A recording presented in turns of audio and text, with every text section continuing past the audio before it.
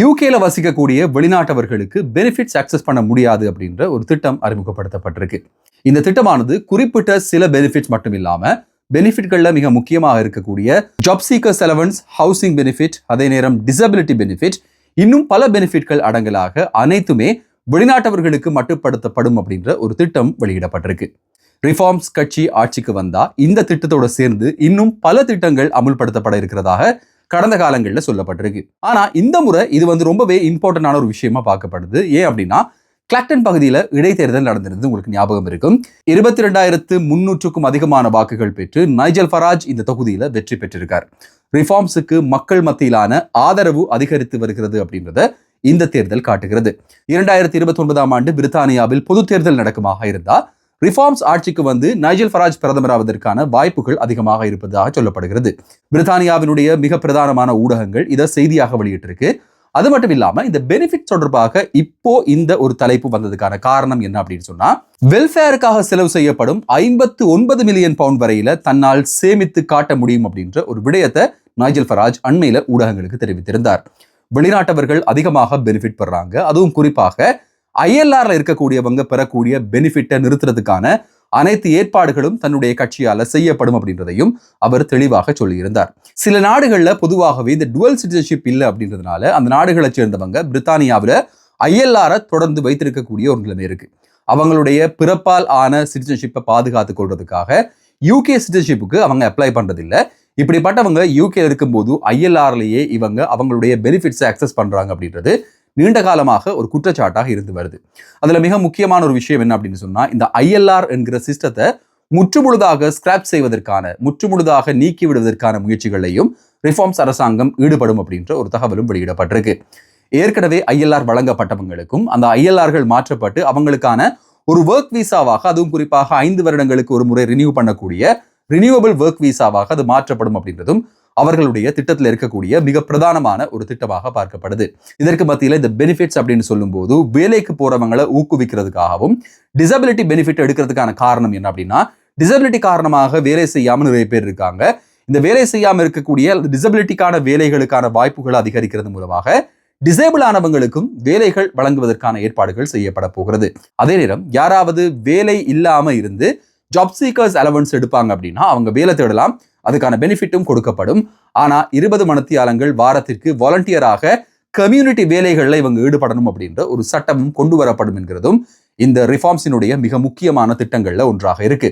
யூகேல இப்போ இருக்கிறவங்களுக்கும் மைக்ரன்ஸுக்கும் ஆதரவான இல்ல ரொம்ப சந்தோஷமான ஒரே ஒரு கருத்து இவங்களுடைய தேர்தல் வாக்குறுதிகள் இருக்கிறது என்ன அப்படின்னா, டாக்ஸுக்கான த்ரெஷோல்ட் அதிகரிக்கப்படும் அப்படின்ற ஒரு வாக்குறுதி. இப்போ இருக்கக்கூடிய 12,570 இருக்கக்கூடிய டாக்ஸ் ஃப்ரீ அலவன்ஸ் 20,000 அதிகரிக்கப்படும். ஸோ ஒரு 7,000 வருஷத்துக்கு உங்களால் டாக்ஸ் ஃப்ரீயாக எடுத்துக்கொண்டு போகலாம். இந்த 7,000 நீங்கள் 12 பிரிச்சிங்க அப்படின்னா ஒரு மாதத்துக்கு உங்களுக்கு எவ்வளவு சம்பளம் அதிகரிக்கும் அப்படின்றத பார்க்கக்கூடியதாக இருக்கும். இது நீண்ட காலமாக கலந்துரையாடலில் இருக்கிற ஒரு விஷயம். ரிஃபார்ம்ஸுக்கு முதல்லையே லேபர் இந்த திட்டத்தை கொண்டு வருவாங்க அப்படின்னு சொல்லி எதிர்பார்க்கப்பட்டது. ரேஷல் ரீவ்ஸ் இந்த திட்டத்தை பற்றி நிறைய பேசியிருந்தாங்க. ஆனால் கடைசி வரையில் அது அமுலாகலை அப்படின்றதுனாலையும் ஆண்டி பர்னம் பிரதமராக வந்ததுக்கு பிறகு இந்த டாக்ஸ் ஃப்ரீ அலவன்ஸ் அதிகரிக்கப்படலாம் அப்படின்ற ஒரு எதிர்பார்ப்பு மக்கள் மத்தியில் இருந்தது. ஆனால் லேபர் அரசாங்கம் திட்டவட்டமாக சொன்ன விஷயம் என்ன அப்படின்னா, அந்த டாக்ஸ் ஃப்ரீ அலவன்ஸ்ல இப்போதைக்கு எந்த விதமான மாற்றங்களும் கொண்டு வரப்பட போவதில்லை. இந்த பஸ் ஃபேர் சம்பந்தமான விஷயங்கள்ல இப்போதைக்கு கவனம் செலுத்தப்படுகிறது. ஆனால் பெனிஃபிட் தொடர்பாக, வெளிநாட்டவர்கள் பெனிஃபிட் ஆக்சஸ் பண்ணுவது தொடர்பாக லேபர் கட்சியும் ஒரு புதிய திட்டத்தை அறிமுகப்படுத்தலாம் அப்படின்றதும் யூகேனுடைய பிரதான ஊடகங்கள்ல வரக்கூடிய செய்தியாக இருக்கு. இதுக்கான காரணம் என்ன அப்படின்னா, இந்த இமிகிரேஷன் ரிஃபார்ம்ஸ் வந்ததுக்கான காரணம் கூட ரிஃபார்ம்ஸ் கட்சியினுடைய ஒரு ப்ரொபோசலா தான் இருந்தது. ரிஃபார்ம்ஸ் கட்சி ஒரு ப்ரொபோசல் கொடுத்திருந்தாங்க. அது மக்கள் மத்தியில பிரபலமான போது லேபர் கட்சியும் அந்த திட்டத்தை பின்பற்ற வேண்டிய ஒரு நிலைமைக்கு தள்ளப்பட்டிருந்தாங்க. அதே போல ஃபாரினர்ஸுக்கு இனிமேல் பெனிஃபிட் வழங்கப்பட மாட்டாது அப்படின்ற இந்த திட்டமானது லேபர் அரசாங்கத்தினால பின்பற்றப்படக்கூடிய ஒரு திட்டமாக இருக்குமா அப்படின்றத பொறுத்திருந்து பார்க்க வேண்டியதாக இருக்கு. பிரித்தானியாவில் வேலை வாய்ப்பு அப்படின்றது கடந்த 5 வருடங்களில் இல்லாத அளவுக்கு ஒரு வீழ்ச்சியை சந்தித்திருக்கிறது என்கிற தகவல் ONS வெளியிடப்பட்டிருக்கு. இன்றைய நாள் ஸ்கை நியூஸ்ல இது சம்பந்தமான டீட்டெயில்டான ஒரு ஆர்டிக்கல் அவங்க போட்டிருந்தாங்க. 4.9% அன்எம்ப்ளாய்மெண்ட் ரேட் இருந்தாலும் கூட இப்போ வேலைகளுக்கான வாய்ப்புகள் மிக குறைவாக மாறி இருக்கு. பல தொழில்களையும், குறிப்பாக இதுவரையில ஹை எம்ப்ளாயபிலிட்டி இருக்கக்கூடிய தொழில்களாக இருந்த IT மற்றும் ஹெல்த் கேர்ல கூட இப்போ வேலை வாய்ப்புகள் மிகுந்த தட்டுப்பாடாக இருக்கு அப்படின்ற ஒரு தகவல் வெளியிடப்பட்டிருக்கு. 2025ஆம் ஆண்டுக்கு முதல்ல ஒரு வருடத்துல 1,71,000 வேகன்சிகள் மட்டும்தான் இருந்தது. அதை விட அதிகமான வேகன்சிகள் கடந்த காலங்களில் இருந்து வந்தது. கோவிடுக்கு முந்தைய கால பகுதியில் இருந்த மாதிரி வேகன்சிகள் குறைந்திருக்கு அப்படின்ற ஒரு தகவல் வெளியிடப்பட்டிருக்கு. இதுல ஆச்சரியப்படுத்தத்தக்க ரொம்பவே ஷாக்கிங்கான ஒரு விஷயம் என்ன அப்படின்னா, ஒரு வேகன்சிக்கு 2.5 அப்ளிகன்ஸ் இருக்காங்க. ஸோ ஒரு வேகன்சிக்கு கிட்டத்தட்ட 3 பேர் வரையில இருக்காங்க. ஸோ காம்படிஷன் அப்படின்றது ரொம்ப அதிகரிச்சிருக்கு. இது மைக்ரன்ஸுக்கு மட்டும் கிடையாது, யூகேல இருக்கக்கூடியவர்கள், பிரித்தானிய பாஸ்போர்ட் மற்றும் ஒர்க் ரைட்ஸ் வச்சிருக்கக்கூடியவங்களுக்கும் இந்த ஒரு சவால் இருக்கு அப்படின்றதான் இப்போ தெரிவிக்கப்படுற மிக முக்கியமான ஒரு கருத்தாக இருக்கு. இயூவுடன் டை அப் ஏற்படுமாக இருந்தா இயூவில் இருக்கிறவங்களுக்கு வேலை வாய்ப்புகளை பிரித்தானியாவில் வழங்குறதுக்கான ஏற்பாடுகள், அது சம்பந்தமான கலந்துரையாடல்கள் இப்போ மேற்கொள்ளப்பட்டு வருது. இது சாத்தியமாகுமாக இருந்தா இதுல இன்னும் ஒரு வீழ்ச்சி ஏற்படக்கூடிய வாய்ப்புகள் இருக்கு அப்படின்றதும் நிபுணர்களுடைய ஒரு கருத்தாக இருக்கு. வேலை வாய்ப்புகளுக்காக பிரித்தானியா வாரது இப்போதைக்கு உகந்த ஒரு காலம் இல்லை அப்படின்றதையும் பல்வேறு தரப்பட்டவர்கள் சொல்றதையும் அவதானிக்கக்கூடியதாக இருக்கு.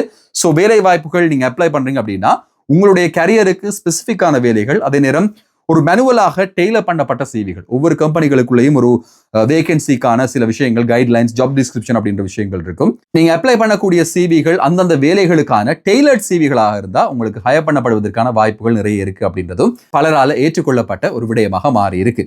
ஸோ அப்ளை பண்றீங்க, வேலை வாய்ப்புகளுக்காக காத்திருக்கீங்க அப்படின்னா பெஸ்ட் ஆஃப் லக். ஆனா அப்ளை பண்ணும்போது ஒரு பிளைண்டா எல்லா கம்பெனிகளுக்கும் அப்ளை பண்ணாதீங்க. ஏன்னா இப்போ ஒரு அப்ளிகேஷன், ஒரு வேகன்சிக்கு கிட்டத்தட்ட 3 பேர் வரையில காத்திருக்காங்க. இதுல ஒர்க் ரைட்ஸ் இருக்கிறவங்களே 3 பேர் இருந்தாங்க அப்படின்னா ஒர்க் ரைட்ஸ் இல்லாத மைக்ரன்ஸுக்கு வேலை கிடைக்கிறதுன்றது பெரிய ஒரு சவாலான விஷயமாக மாறி இருக்கு. யூகேல ஏற்பட்டிருக்கிற வறட்சி காரணமாக பல இடங்கள்ல குழாய் மூலமாக நீர் பயன்படுத்த தடை விதிக்கப்பட்டது உங்களுக்கு தெரிந்திருக்கும். யூகேல வாட்டர் சர்வீஸ் நிறுவனங்களாக இருக்கிற கிட்டத்தட்ட 11க்கும் மேற்பட்ட நிறுவனங்கள் இந்த தடையை மக்கள் மீது விதித்திருந்தது. இப்போதைக்கு அமுல் இருக்கிற இந்த தடை இந்த கார் வாஷ் போன்ற இடங்களுக்கு செல்லுபடியாகாது. வியாபார நோக்கத்தில் இந்த கார் வாஷ் போன்ற கமர்ஷியல் பர்பஸுக்காக பயன்படுத்துபவர்கள் குழாய் மூலமாக நீர்களை பயன்படுத்தலாம். ஆனா வீடுகளுக்கு முன்னால நீங்க குழாய் மூலமாக பயன்படுத்தி உங்களுடைய கார்களை கழுவுறீங்க அப்படின்னா அபராதத்துக்குரிய, தண்டனைக்குரிய ஒரு குற்றமாக அது பார்க்கப்படுகிறது. இப்படி இருக்கும்போது ஆகஸ்ட் மாதம் 31ஆம் தேதியிலிருந்து செப்டம்பர் மாதம் 14ஆம் தேதி வரையில பிரித்தானியாவில் மேலும் வறட்சி நீடிக்கும் அப்படின்ற ஒரு எதிர்வு கூறல் விடுக்கப்பட்டிருக்கு. அதே நேரம் பல இடங்கள்ல தாளமுகம் காணப்படும் என்பதோட ஒரு சீரற்ற வானிலை இருக்கும் என்கிறதோட இன்னும் பல நிறுவனங்கள் தொடர்ச்சியாக இந்த ஹோஸ் பைப் பேன் அப்படின்ற ஒரு விஷயத்தை தொடர்ந்தும் அமுல்ல வைத்திருப்பதற்கான தீர்மானத்திற்கு வந்திருக்காங்க. சோ இது தண்டனைக்குரிய ஒரு குற்றமாக மாறுகிறது. ஹோஸ் பைப் மூலமாக பொது வழிகளில் நீர்களை பயன்படுத்துறது அல்லது அனாவசியமாக நீர் பயன்பாடு பொது இடங்களை நீங்க பயன்படுத்துவீங்களாக இருந்தா இதுக்கு தண்டனைக்குரிய ஒரு குற்றமாக பிரித்தானியாவில் இனிமேல் பார்க்கப்பட இருக்கு. ஸோ ரொம்ப அவதானமாக இருங்க. பொது இடங்கள்ல வாகனங்கள் கழுவுவது அல்லது நீரை விரயம் செய்வது போன்ற விஷயங்களை செய்யாதீங்க. யூகே பொறுத்தவரையில பல மில்லியன் மக்கள் இப்போது இந்த நீர் பற்றாக்குறையால பாதிக்கப்பட்டிருக்காங்க. 11 நிறுவனங்களோட வெசெக்ஸ் வாட்டர் நிறுவனமும் இணைந்திருக்கிறது. பல்லாயிரக்கணக்கான, பல மில்லியன் கணக்கான மக்கள் நீருக்காக இப்போ போராடிட்டு இருக்காங்க. அப்படின்றதுனால நீரை பாதுகாப்போடும் பொறுப்புணர்வோடும் பயன்படுத்துங்கள் என்கிற ஒரு கோரிக்கையும் பிரித்தானிய அரசாங்கத்தால் விடுக்கப்படுகிறது. டிசேபிலிட்டி பஸ் பாஸ் அப்படின்றதுல ஒரு புதிய மாற்றத்தை பர்னாமினுடைய அரசாங்கம் கொண்டு வந்திருக்கு. இதுவரை காலமும் ஆஃப் பீக்ல மட்டும்தான் டிசேபிள்ஸுக்கான கட்டணம் இல்லாத பயணங்களை பஸ்கள்ல செய்ய முடியுமாக இருந்தது.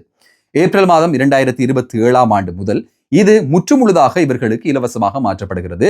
டிசபிலிட்டி பஸ் பாஸ் வைத்திருப்பவர்களுக்கு இனி ஆஃப் பீக் மட்டும் இல்லாம பீக் ஹவர்ஸ்லையும் எந்த விதமான கட்டணமும் இல்லாம பிரித்தானியா முழுவதும் பயணிப்பதற்கான வசதி இப்போது ஏற்படுத்தப்பட்டிருக்கு. இன்னும் குறிப்பாக ஏப்ரல் மாதம் 2027ஆம் ஆண்டு முதல் யூகேல இருக்கக்கூடிய அனைவருக்குமே 2 பவுண்ட்கள் வரையில கேப் வைக்கப்படுகிறது. ஒரு குறைந்தபட்ச கட்டணமாக இப்போ 3 பவுண்ட் வரையில இருக்கு. ஆனா அது 2 பவுண்டாக குறைக்கப்படுகிறது என்கிற ஒரு சந்தோஷமான செய்தியும் வெளியிடப்பட்டிருக்கு. சோ பொது போக்குவரத்தை பயன்படுத்துபவர்களுடைய நலன் கருதி அவர்களுக்கு ஏதாவது உதவி செய்யணும் அப்படின்ற அடிப்படையில இந்த ஒரு தீர்மானம் கொண்டு வரப்பட்டிருக்கிறது. பொது போக்குவரத்தை பயன்படுத்துவதற்கு மக்களுக்கு ஒரு தூண்டுதலாக இருக்கும் அப்படின்றதும் மிக முக்கியமான ஒரு விஷயம். லண்டன், மான்செஸ்டர் போன்ற இடங்கள்ல ஏற்பட்டிருக்கிற அதிகப்படியான நெரிசலையும் இது கட்டுப்படுத்தலாம் அப்படின்றதும் இதுல குறிப்பிட்டு சொல்ல வேண்டிய ஒரு விடயமாக இருக்கிறது. இந்த வீடியோவை முழுசா பார்த்திருப்பீங்க அப்படின்னு நம்புறேன். இந்த வீடியோ உங்களுக்கு கண்டிப்பா பயனுள்ளதாக இருந்திருக்கும். இந்த வீடியோ பிடிச்சிருந்தது அப்படின்னா மறக்காம சப்ஸ்கிரைப் பண்ணுங்க. இந்த வீடியோவுக்கு லைக் பண்ணுங்க. உங்க நண்பர்களோடையும் இந்த சேனல் மற்றும் வீடியோவை பகிர்ந்து கொள்ளுங்க. இன்னும் ஒரு வீடியோவில் இன்னும் சுவாரஸ்யமான புதிய தகவல்கள், செய்திகளோடு உங்களை சந்திக்கும் வரை நன்றி, வணக்கம்.